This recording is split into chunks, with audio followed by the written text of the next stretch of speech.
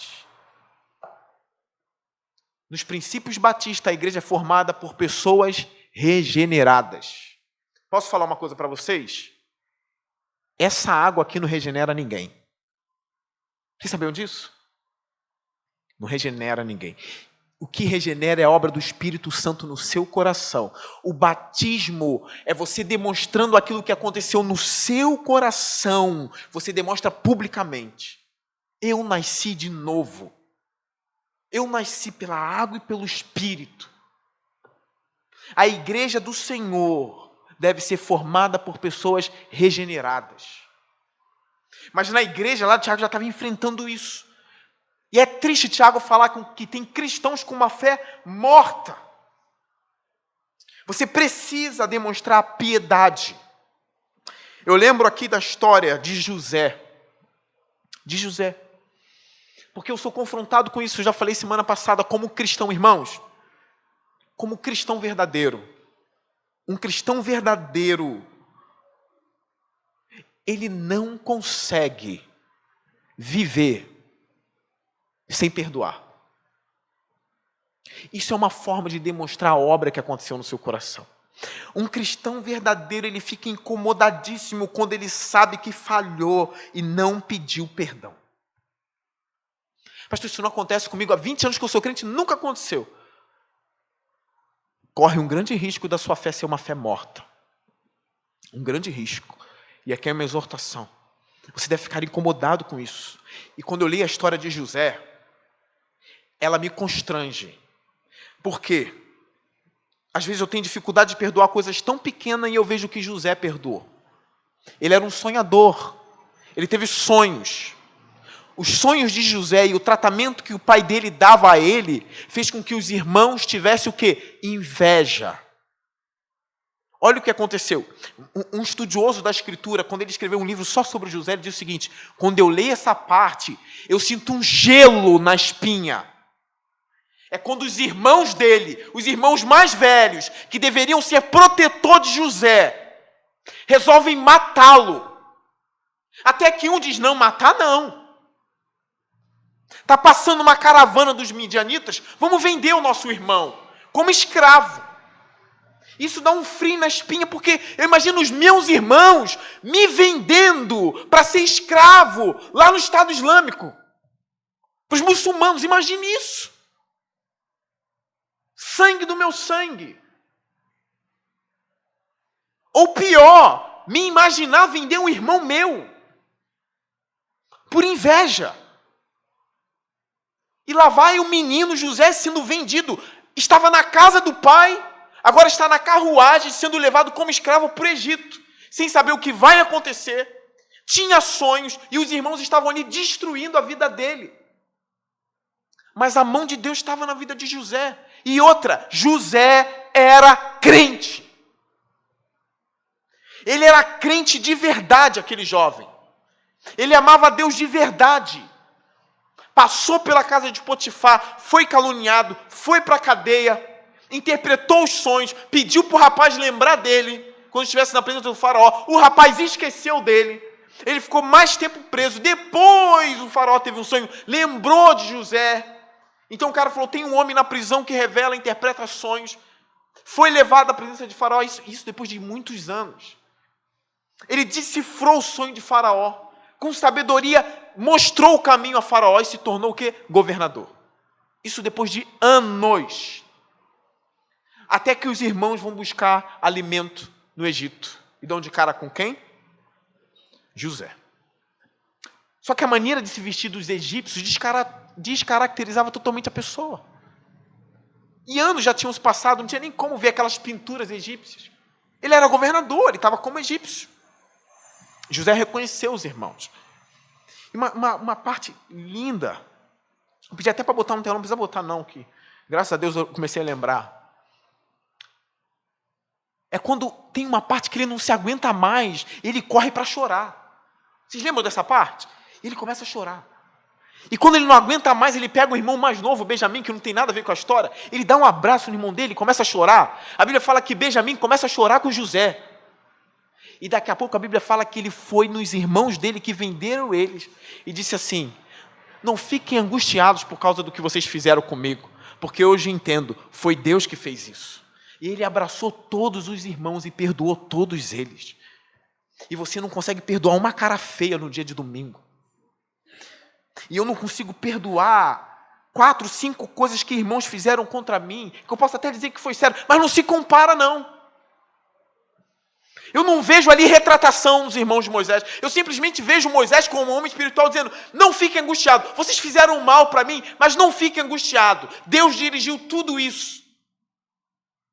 E a Bíblia fala, ele deu um abraço em cada irmão ali. Você sabe o que é isso? Fé viva, não morta. Ele creu em Deus. Isso começou a produzir nele o caráter de Deus. Você que é ímpio, que costuma falar mal de crente, que crente não presta, você não conhece crente de verdade não, tá? Tem que parar com essa coisa. Existe crente de verdade sim, existe crente fiéis sim. Existem pastores sérios sim. Existem homens e mulheres que se converteram de verdade. Existem pessoas que estão em processo de arrependimento, sim, estão revendo a sua maneira de viver como cristão e vão melhorar, sim. É possível. Eu lembro, eu vou falar isso para vocês, não tem problema, já passaram anos, já vários anos. Graças a Deus, pela graça, eu já estou no 4º ano aqui com vocês, pastoreando. Eu lembro no início. Não fiquem chateadão, o perdão esteja no coração de vocês agora, tá bom? Isso acontece em todos os lugares, na família, por que não na igreja? Olha, pastor, fulano, beltrano, ciclano, ó, fulano, é tudo problemático. É. Algumas pessoas disseram que era problemático, se tornaram amigos e tão próximas a mim, ajudadores fiéis. É claro que eu orei por elas.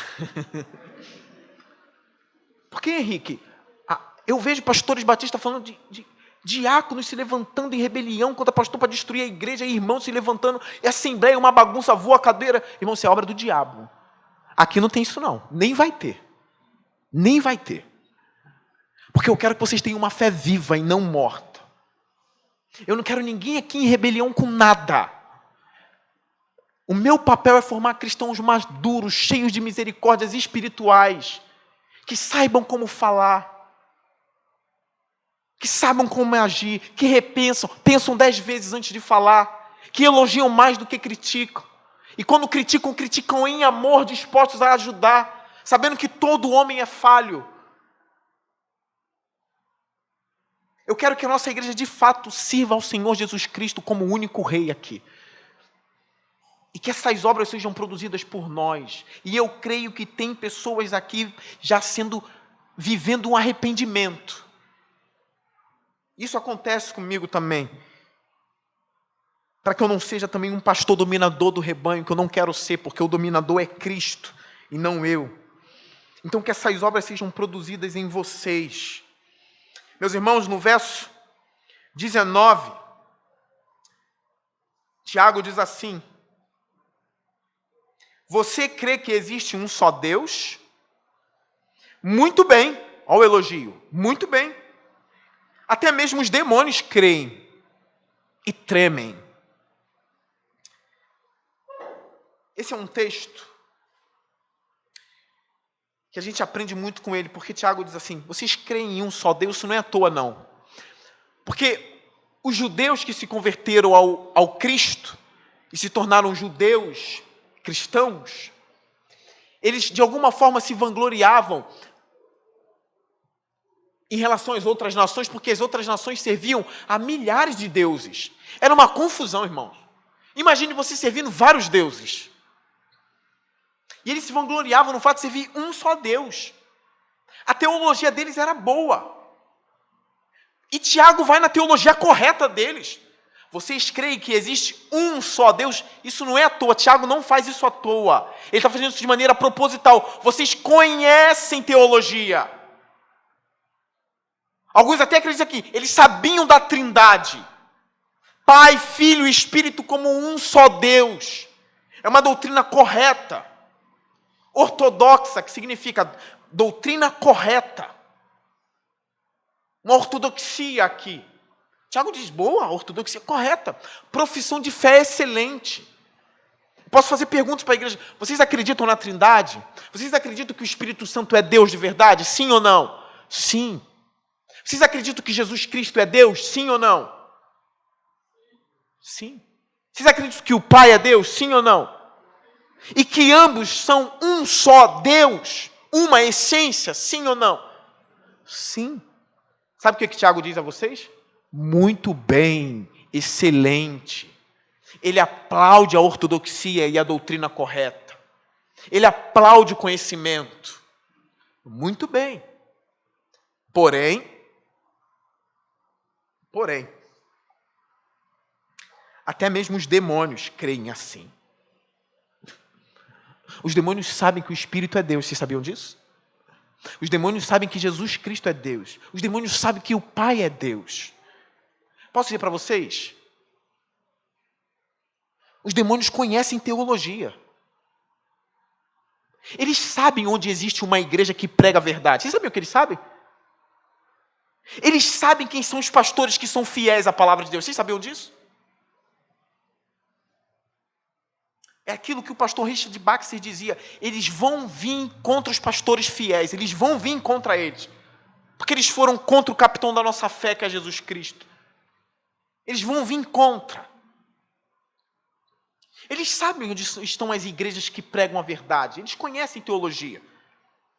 Só que o Tiago diz o seguinte: vocês creem corretamente, mas os demônios também creem corretamente.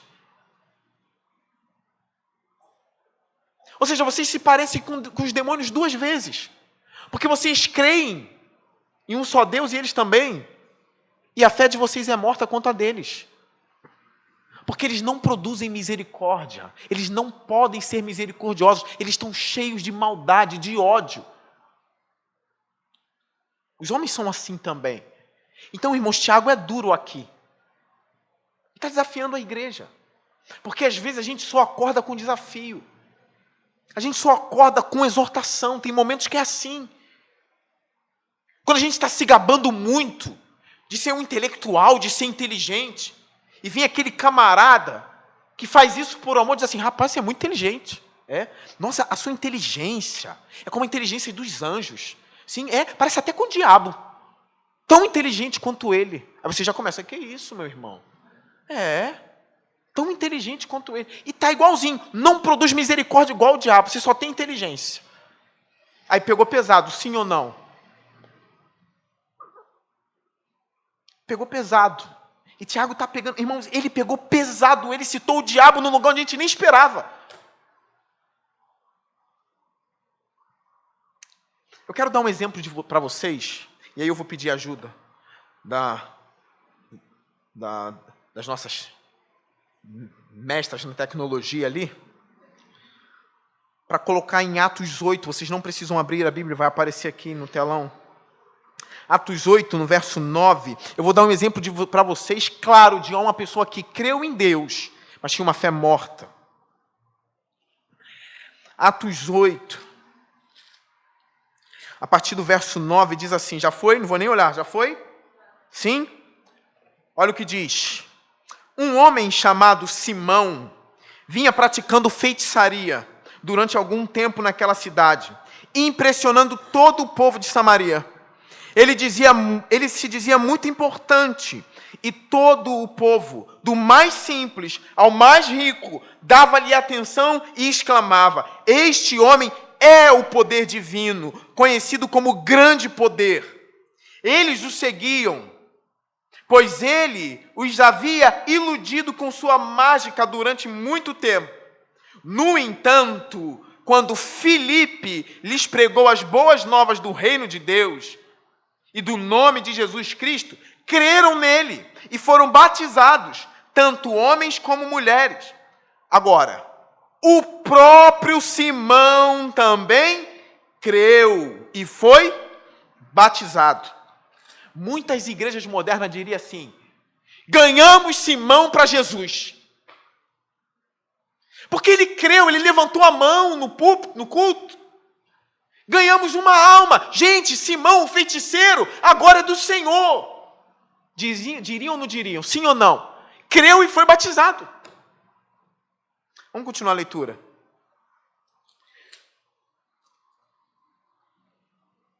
E seguia Filipe por toda parte. O camarada seguia Filipe por toda parte, observando maravilhado os grandes sinais e milagres que eram realizados. Os apóstolos em Jerusalém, ouvindo que Samaria havia aceitado a palavra de Deus, enviaram para lá Pedro e João. Estes, ao chegarem, oraram para que eles recebessem o Espírito Santo, pois o Espírito Santo ainda não havia descido sobre nenhum deles.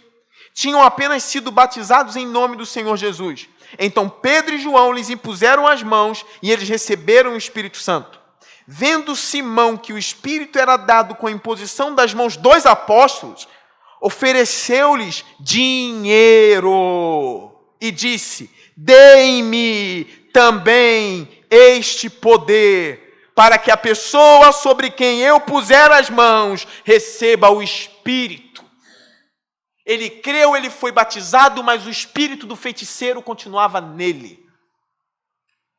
O espírito que gosta de impressionar pela magia. Ele queria comprar o dom do espírito para continuar fazendo aquilo que ele fazia na feitiçaria agora em nome do Senhor. Creu e foi batizado, mas não produziu frutos de arrependimento. Não tinha obras de misericórdia. Olha o que Pedro disse para ele no verso 20. Pedro respondeu: pereça com você o seu dinheiro. Você pensa que pode comprar o dom de Deus com dinheiro? Ainda bem que nenhuma igreja no Brasil pensa assim. Verso 21. Você não tem parte nem direito algum neste ministério, porque o seu coração não é reto diante de Deus. Arrependa-se dessa maldade e ore ao Senhor. Talvez Ele lhe perdoe tal pensamento do seu coração, pois vejo que você está cheio de amargura e preso pelo pecado. Um cara que creu e foi batizado e seguia Filipe.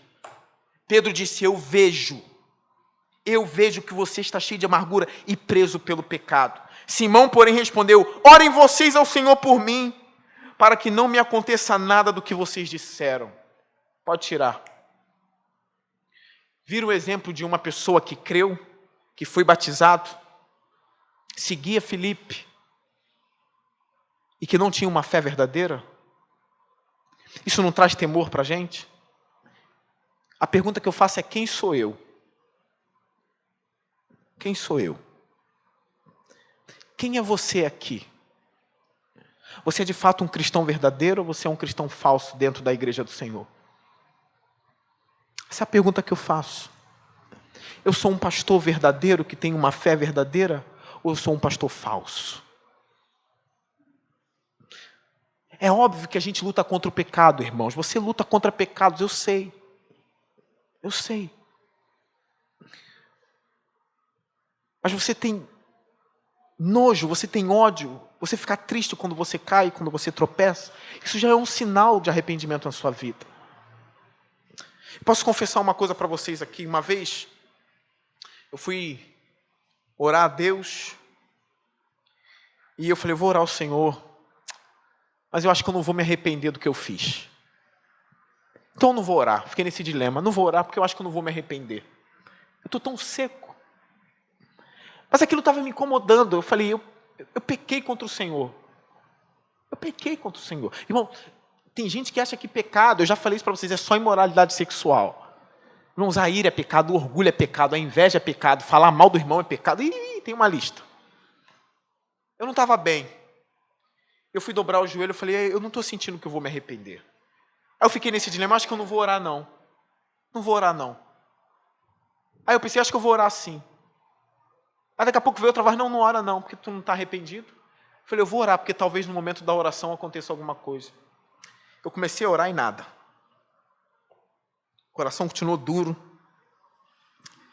E eu comecei a refletir na oração, pensando e orando. E eu comecei a pensar: quanto tempo que eu não choro? Eu acho que meu coração está endurecido. Eu comecei a orar. Eu falei: não vou me arrepender. Chegou um momento na oração que as lágrimas começaram a cair dos meus olhos. Eu comecei a dizer, Senhor, perdoa-me, ó Deus. Tu és o meu Deus. Me perdoa, Senhor. Perdoa pelos pecados que eu cometi. E aquilo começou a voltar no meu coração no momento da oração. E o diabo estava tentando me impedir de orar o tempo todo, dizendo que eu não iria me arrepender. Isso acontece quando você está diante de Deus também. Não espere se arrepender para dobrar os teus joelhos. Dobra os teus joelhos, se arrependa. Confesse ao Senhor os seus pecados. Porque um cristão verdadeiro cai também. Davi caiu. Era crente, cria em Deus. Caiu. Pedro caiu. Vá até Deus. João diz assim: não pequeis, porém, se pecares, vocês têm um advogado nos céus. Vá até Ele. Ore ao Senhor. Uma outra coisa que eu quero chamar a atenção de vocês aqui é para o senhorio do Senhor Jesus Cristo. Eu tenho uma raiva quando a hora passa rápido assim. Sobre o senhorio do Senhor Jesus Cristo. Sabe por quê? Aqui Tiago está dizendo, e ele conhece, ele sabe o que ele fala. Os demônios creem e tremem. Ele viu isso. Vocês sabiam? Ele não está falando de um livro que ele leu simplesmente. Tiago viu isso. Ele viu que de fato eles tremem. Tem uma cena em Marcos 5. Vai aparecer no telão, tá, meus irmãos? Marcos 5. Diante do nosso Deus, tá? Olha o que diz. Eles atravessavam o mar e foram para a região dos Gerasenos. Quando Jesus desembarcou, um homem com espírito imundo veio dos sepulcros ao seu encontro. Esse homem vivia nos sepulcros e ninguém conseguia prendê-lo, nem mesmo concorrentes, pois muitas vezes lhe haviam sido acorrentados pés e mãos, mas ele arrebentara as correntes e quebrava os ferros de seus pés. Ninguém era suficientemente forte para dominá-lo. Noite e dia ele andava gritando e cortando-se com pedras entre os sepulcros e nas colinas. Quando ele viu Jesus de longe, correu e prostrou-se diante dele. E gritou em alta voz: que queres comigo, Jesus, Filho de Deus? Filho do Deus Altíssimo. Boa teologia, sim ou não? Sim ou não? Ainda se prostrou, né? Rogo-te por Deus que não me atormentes. Pois Jesus lhe tinha dito: saia deste homem, espírito imundo. Então Jesus lhe perguntou: qual o seu nome? Meu nome é Legião, respondeu ele, porque somos muitos. E implorava a Jesus com insistência que não os mandasse sair daquela região. A gente sabe que Jesus mandou eles para a mandada de porcos e eles caíram no precipício. Mas vocês viram o comportamento deles diante de Jesus, sim ou não? Tiago talvez não estava presente nesta cena, mas ele viu tantas outras. Eles caindo de joelho, prostrando-se, dizendo: Filho do Deus Altíssimo, vai me atormentar? A Bíblia diz, e eles imploravam a Jesus. Tiago sabia que eles tremem diante de Deus. Esse é o Senhor, é o nosso Senhor. É o nosso Senhor. Um dos nossos problemas, e isso parece clichê, porque tanto pregador já falou nisso, porque a gente acaba confessando Jesus Cristo, e Jesus Cristo acabou se tornando um ursinho de pelúcia para a gente. É alguém que a gente abraça na hora de dormir, abraça na hora que acorda. É um ursinho de pelúcia inofensivo, que não faz nada. Ele é o leão, meus irmãos. Ele é o leão da tribo de Judá. Quando ele ruge, tudo estremece. Eu estarei diante dele um dia, você também. Jesus fala sobre isso. Naquele dia, muitos me dirão: Senhor, Senhor, fiz tantas coisas em teu nome. Mas Jesus vai dizer: eu não te conheço. Saia daqui, porque você praticou a iniquidade. Ou seja, é uma pessoa que achava que cria, mas tinha uma fé morta. Praticava a iniquidade.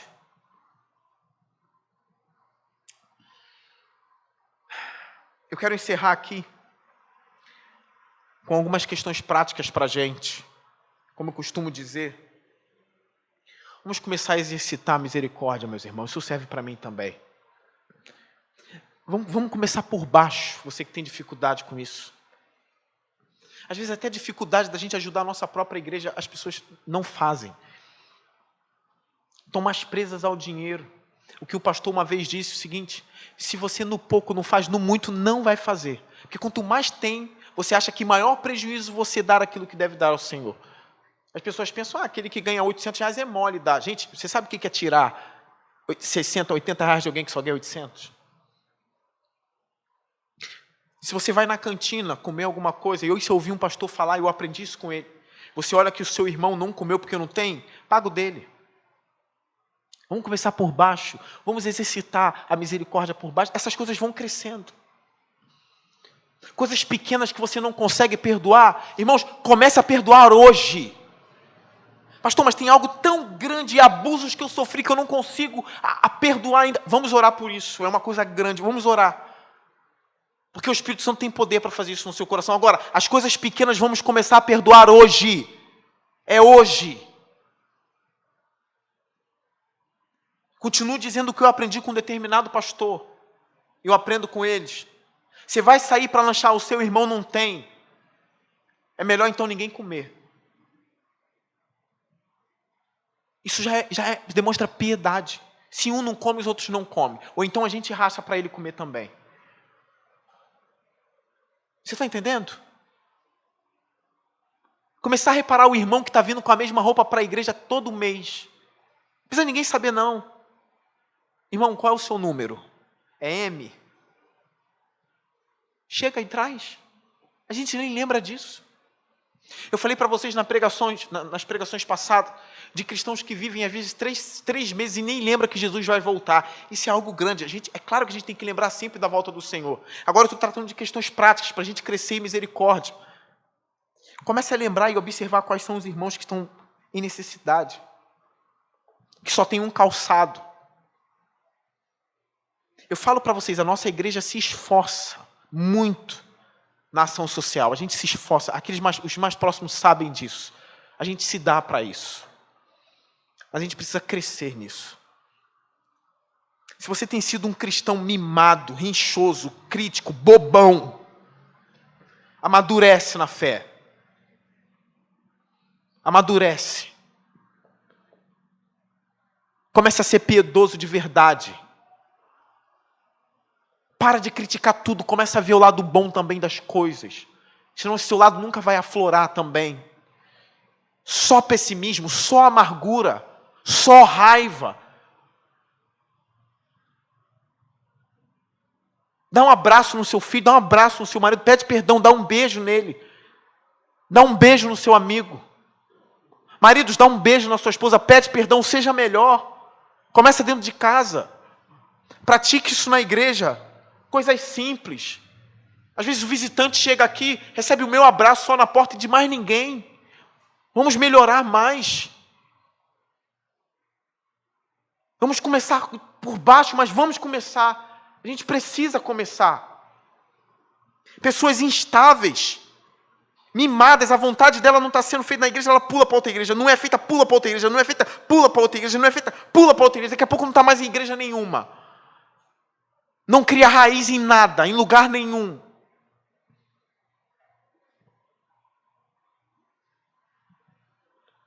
Como na verdade tinha trabalho hoje para fazer.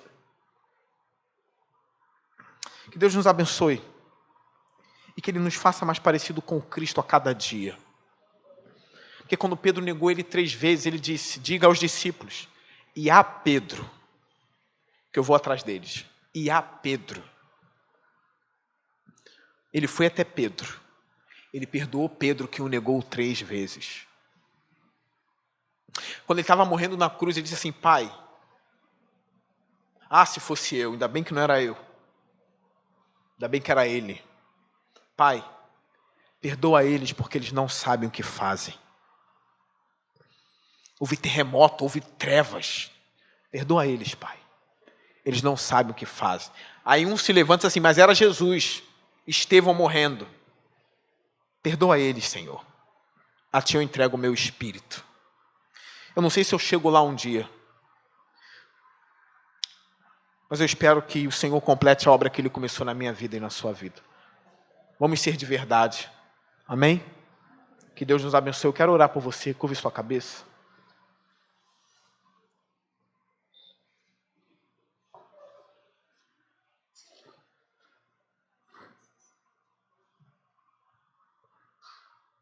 Pai, tem tanta mazela dentro do nosso coração que desespera.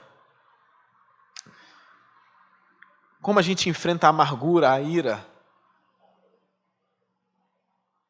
Como a gente enfrenta ou lida com um coração que foi quebrado, ó Deus, por pessoas aproveitadoras que destruíram o nosso coração. Meu Senhor, e como a gente perdoa, Senhor. A gente declara a nossa falência diante de Ti e pede poder do Teu Espírito, não para sair rodando no meio da igreja, mas para começar a perdoar pessoas, para começar a ser mais misericordioso, para deixar de ser mimado, ó Deus, para aprender a amar a nossa igreja, aprender a amar até aqueles irmãos que maltrataram a gente, nem foi nada tão grave, mas de alguma forma maltrataram. Eu peço o poder do Teu Espírito nesse momento, na minha vida e na vida dos meus irmãos. O Senhor sabe que eu tenho pecados a abandonar. E o Senhor sabe também que os meus irmãos precisam abandonar pecados, Senhor. A gente vive uma vida, Senhor, de arrependimento. A vida do cristão é uma vida em arrependimento. Eu sou um pecador, Deus. Os meus irmãos também. O que eu peço a Ti, meu Senhor, é ajuda, é poder, é graça, para que eu possa honrar o Teu nome nesta terra, honrar o Teu nome nessa igreja como um exemplo, e que a igreja também seja um exemplo, que os membros sejam exemplos um para o outro. Esse é o meu desejo. Senhor, o meu último pedido, que a nossa fé não seja como a dos demônios,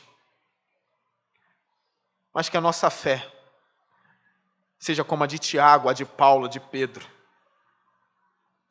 Que a nossa fé seja como a de Filipe, que seja como a de Elias, Eliseu, viva, como Moisés, Sansão e outros heróis da fé, que são exemplos para nós.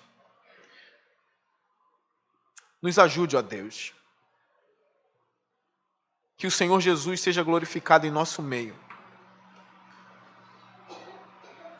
Essa mensagem, ó Deus, eu creio que veio de Ti para nós.